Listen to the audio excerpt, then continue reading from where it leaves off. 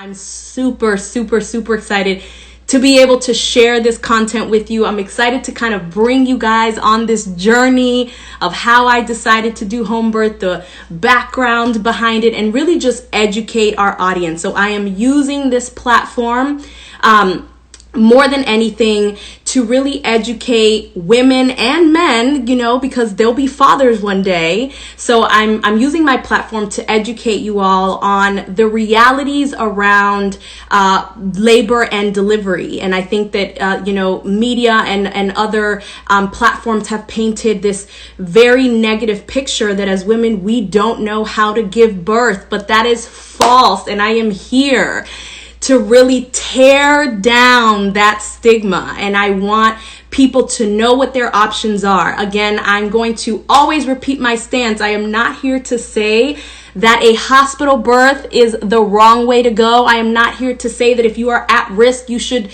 go ahead and have a home birth. No. I'm not here to condemn anybody. I'm not here to speak negatively regarding the choices that women have made around birth.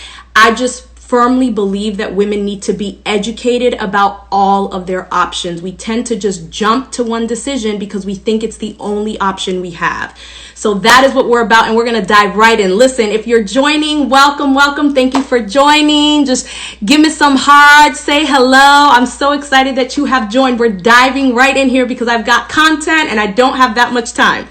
So that being said, let's go ahead and get started. If you missed last week's live, it is available on YouTube, all right, on my YouTube channel. So you can actually go to my website, francescachavez.com.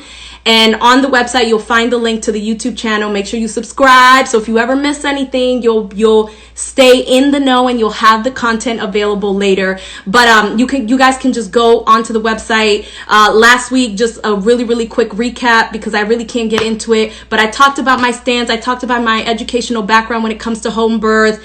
I talked about my hospital birth with Kalea. Didn't really get too much into the home birth, which is what I'm hoping to do today. So anyway, go and listen to last week's live if you haven't gotten a chance to do that, and get yourself up to speed. So today I'm bringing some hard facts your way. All right, I'm bringing some numbers. You all know at heart I am a sociologist, so quantifiable data is very important to me. I don't want people to think, well, Fran has this stance because she just had this beautiful, amazing home birth experience and the hospital wasn't, all that great, and that's why she's telling everybody to do this. No. I want to bring you the facts about the experience that most women in America have today. So let's go ahead and get started. So the last maternal mortality report, which was actually was last released in 2018. So this is the latest data that we have. The last maternal mortality report currently ranks the U.S. in 55th place against the rest of the world. Okay, I'm going to repeat that if you missed it. When it comes to maternal mortality rate, against the rest of the world, the U.S. is currently ranked 55th place. I don't know about you, but that number is a little bit scary. Now, if you rank us amongst the top 10 most similarly wealthy countries, in relation to the U.S., if you rank us among those top 10, we are currently in 10th place. Did you hear me? I said we are currently in 10th place among the top 10 most similarly wealthy countries to the U.S. If that does not raise a red flag to you, okay, I am here to educate you today. This is why I want you to know what your options are. Now, I am not saying that ranking is just due to people delivering in the hospital. That's not what I'm saying. However, a part of that does have to do with the fact that 1 out of every 3 women who go to the hospital for labor and delivery end up having a C-section. Okay, that's 1 out of 3. 33% of women today in the U.S. end up having a C-section. And oftentimes it was a C-section that could have been prevented. Hear me, Oftentimes, it is a C-section that could have been prevented. The reason why she ended up having to get the C-section, there's a lot of stuff behind it, but there's medical intervention is one of the biggest reasons for that. There's politics behind this, guys. The healthcare system plays a huge part in all of this. Scheduling inductions for women, like before the baby is even ready to come out. I remember when I had Kalea, I was at my 32nd week visit. They were already asking me to schedule an induction, like to put an induction date on the calendar at my 41 weeks. I said, no. And they scared me by saying, well, you know, if you show up, there may not be any hospital beds available. Really? Or is it just because it was convenient for you to know that I would come in? Here's what people don't tell you. Here's the stuff you don't hear. The stuff you don't hear is that once you are at the hospital and they've injected you with Pitocin to begin to progress the labor, okay, or get it started if you haven't even begun to labor at all, there is a time frame by which your doctor has to give up your bed. That means that if you have not progressed in labor and gotten to the point where you are ready to begin to push the baby, there is more medical intervention that is taking place to get you there. And that is why 33% of women end up having unnecessary C-sections, okay? Well, I'm not going to say 33% because not all 33% is unnecessary.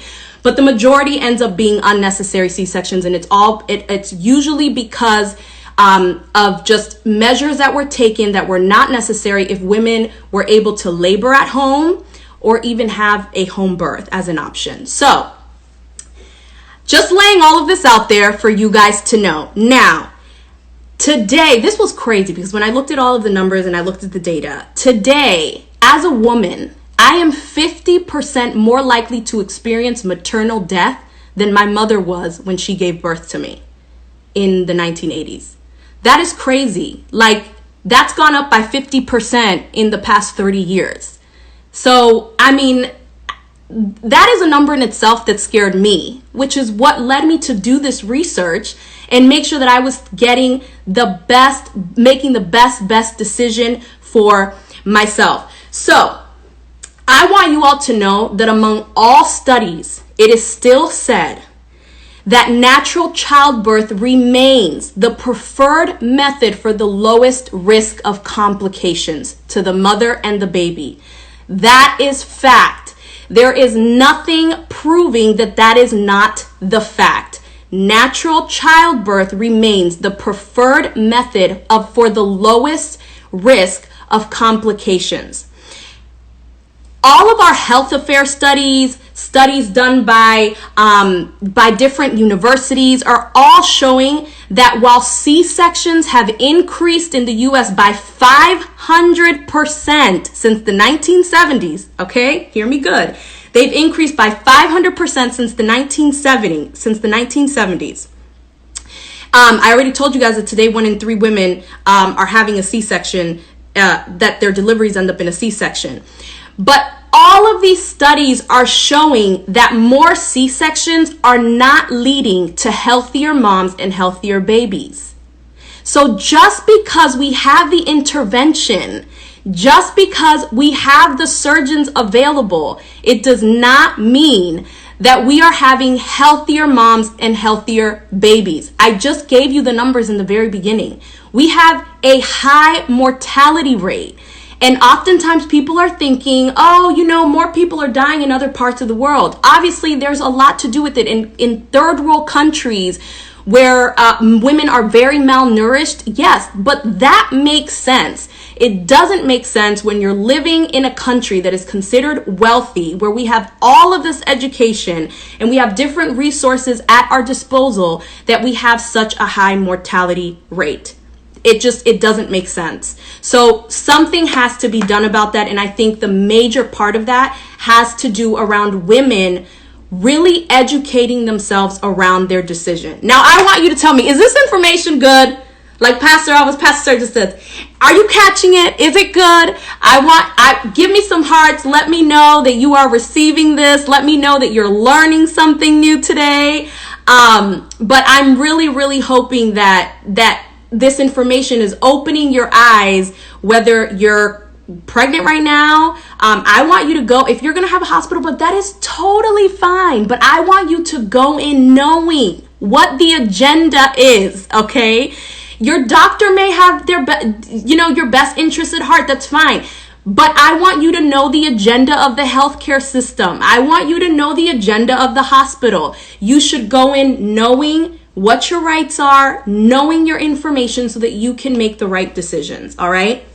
Now, that being said, I did also want to share with you guys just in general the costs of birth in relation to what it would cost you if you had an at-home birth.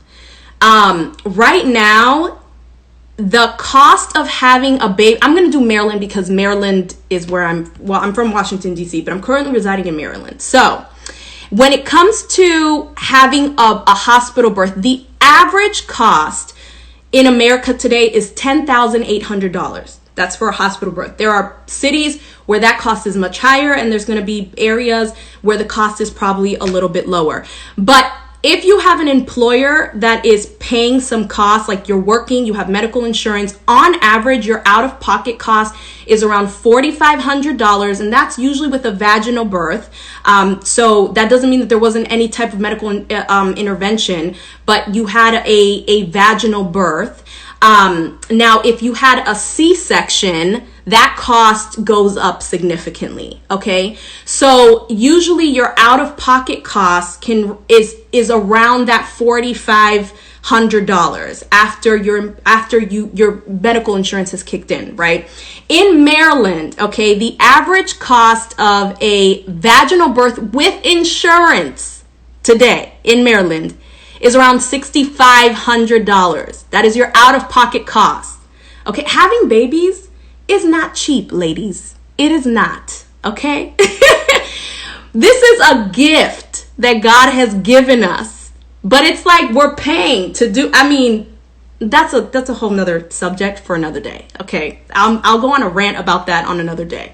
But your out-of-pocket average cost after your employer's insurance and everything has kicked in, you're looking at around $6,500. That's in Maryland.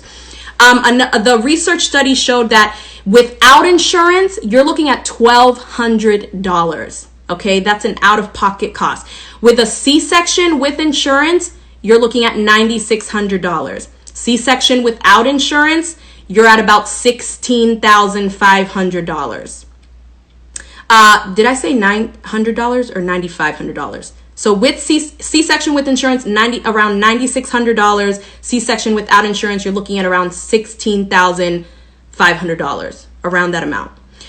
Okay, so that is the cost right now.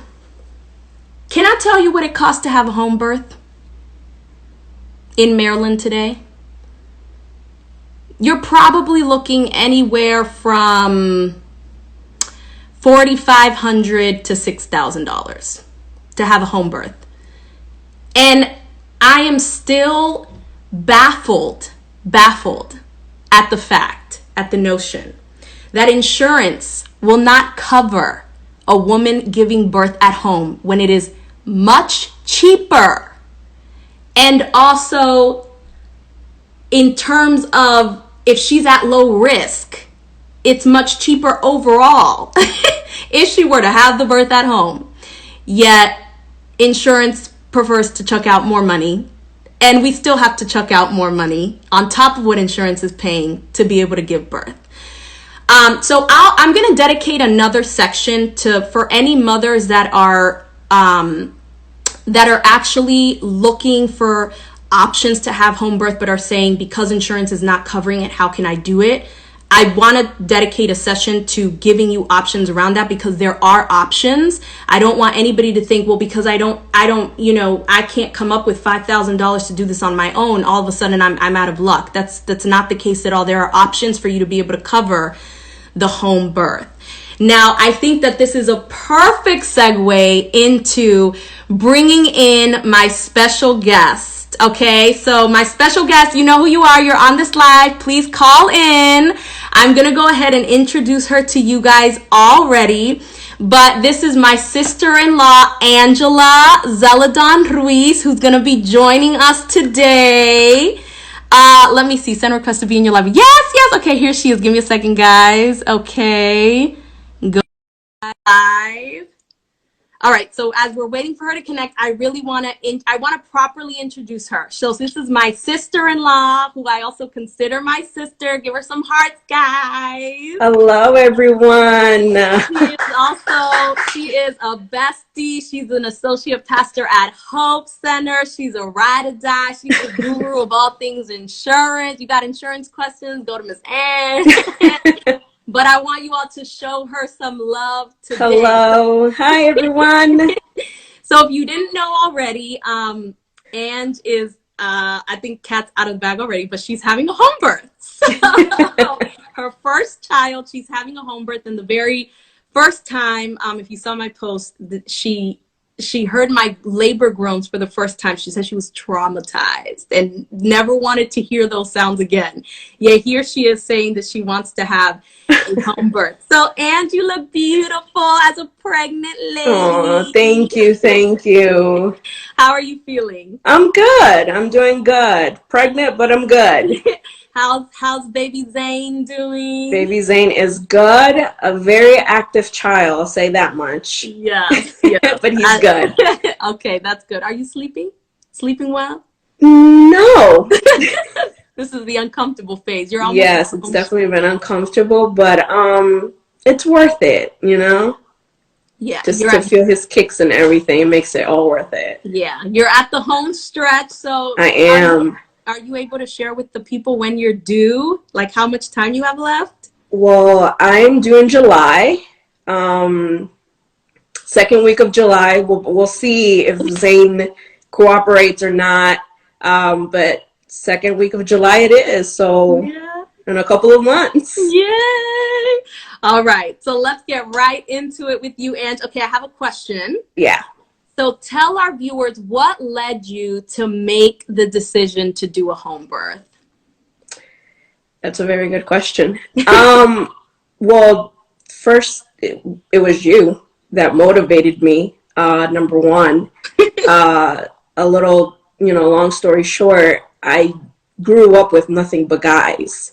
Mm-hmm. And then I had a girl cousin, but she was younger than me. She's not having any kids anytime soon. I have my best friend, but she's saying she's having kids until 2035.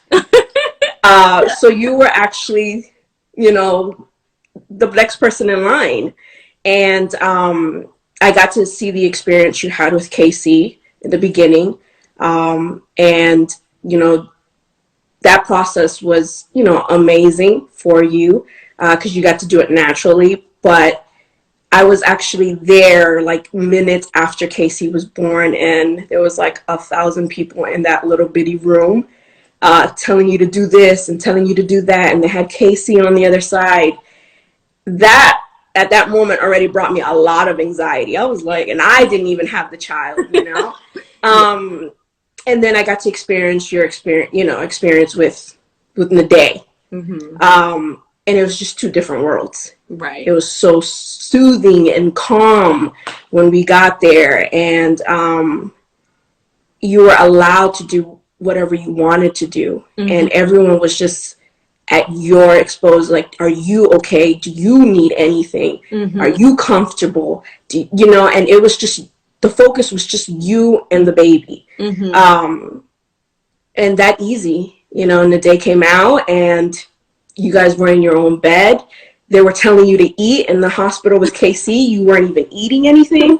So just the experience that you had, the peaceful experience that you had with Day, just changed it for me. It changed it for me a lot. And it just motivated me. I'm like, if Fran can do this, I know I can, and it just changed a lot. It changed a lot in minutes. I didn't have to be there, long to experience and make in my mind that this is going to be me. This is going to be me.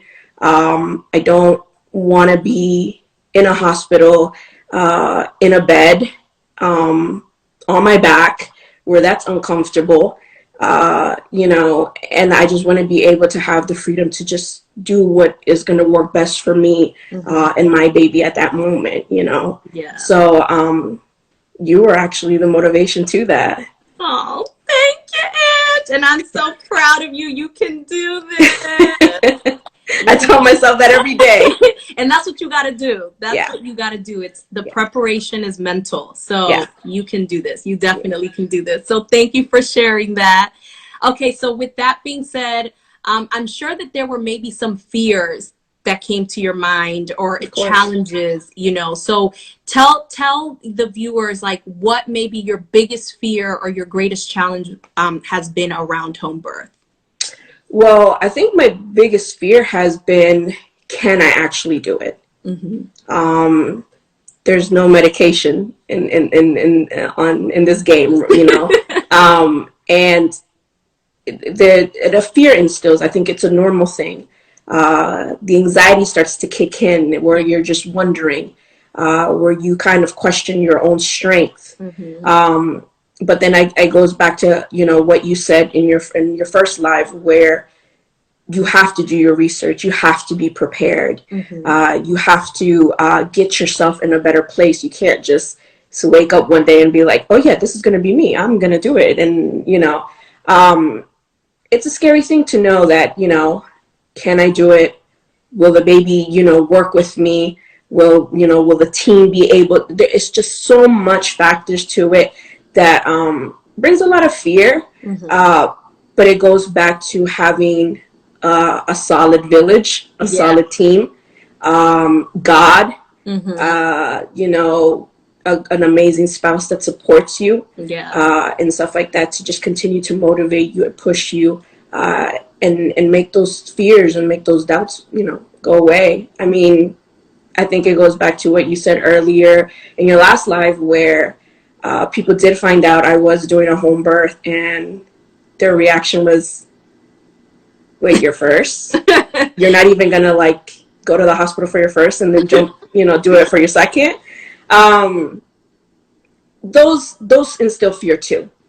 People's comments, people's looks, and stuff like that. But I think you have to have that mental space to just kind of remove all those negative thoughts and what people are telling you. Yes. So good. So good. Yeah. So now I want you to tell our viewers, give us some of the highlights, a couple of highlights around your home birth experience so far. Obviously, you haven't had the baby yet. Yeah. But either what you're looking forward to or already what's been great about choosing this path. Well, what I love about the most is that the relationships you built with your midwife. Yeah. The relationships I have with my midwife, the assistant, my doula, I text them and they answer me. My anxiety's on this level, or I'm feeling this, I have this, is this normal, is that normal? Any questions, they want to hear it. Any questions, they want to know and be a part of it. And I absolutely love that I can just pick up my phone and ask them, and then they'll say, this will work, this will not work. When I first started going to the hospital, when I first found out I was pregnant, they just instilled so much fear in me. I was terrified. I think I remember coming to you and just telling you, is that even normal? And the relationship I've established with them is just, it's been real. It's been honest. They come to my house to do my checkups. That's amazing. I don't have to go anywhere. And they make you be a part of the journey. Right. And I absolutely love that. Yeah. I love that. That's been an amazing highlight for me. Learning about the experience, how it may look, how it may just not be, it can change, but be ready for it, the planning, it's been an amazing journey. It's been an amazing journey. Yeah. And I know for you too, because you and I actually have the same birth team. Yes.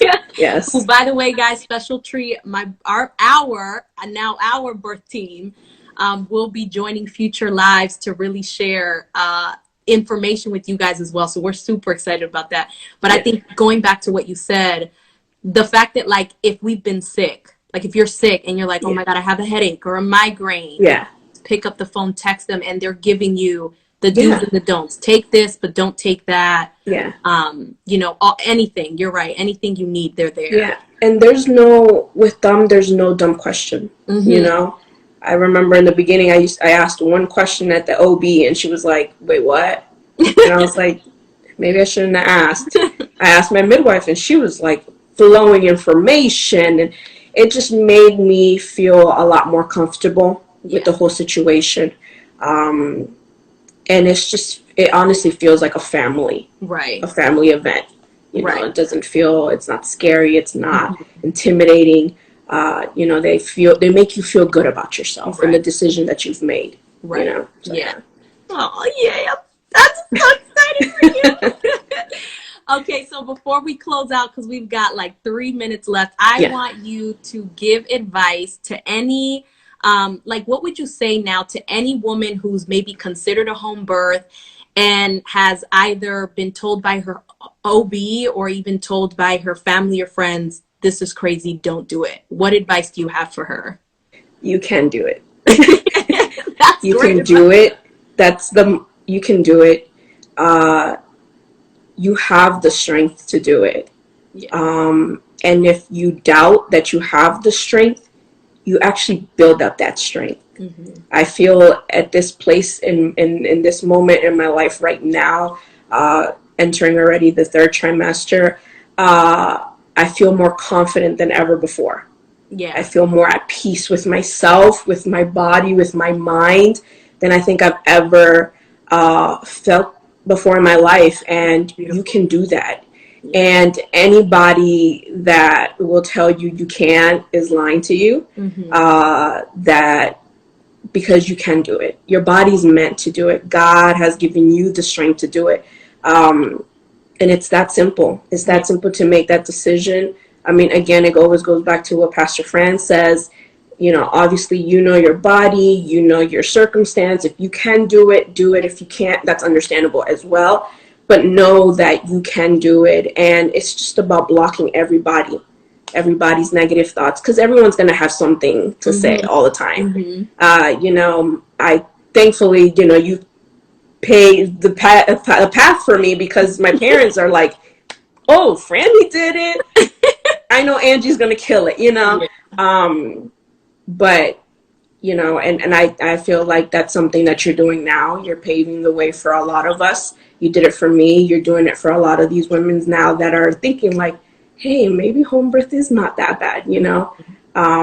So you are capable. Yes. You are capable to do it. Thank you. Beautiful, beautiful words. Thank you, Ange. I appreciate you so much. Thank you for having me. Give her some hearts before we let her go. Just give her some hearts. Thank you for having me, Pastor Fran. Know that, of course. Let's let her know that this was great. Alrighty then, Ange. I'm going to close this out here so I can close us out before we head over to our prayer line. Bye. Perfect. Bye. Love you. All right, guys. So here we go. Coming back. Thank you guys so much for joining. I hope that you got something out of the interview that we just had with a pastor and associate pastor at Hope Center, also one of my closest friends and sister from another mother. So, you know, any questions that you all have, please stay connected to me. So if you haven't done so already, make sure that you've subscribed on my website to my e-list. So if you go to francescachavez.com, subscribe. Also subscribe to the YouTube channel. Make sure you're following me across all social media. I really want to do the best that I can to empower you as a woman, you as a household. If your husband is included in this journey and in this process, I want to empower you all to have all of the resources available to make the right decision for you. I am not saying that home birth is for everyone, but I want to provide you with as much information as possible so that you can make the right decision for you, your child, and your household. All right. Thank you all so much for tuning in. I love you all so much. And until next time, I will see you all next week, 9 p.m. Bye, guys.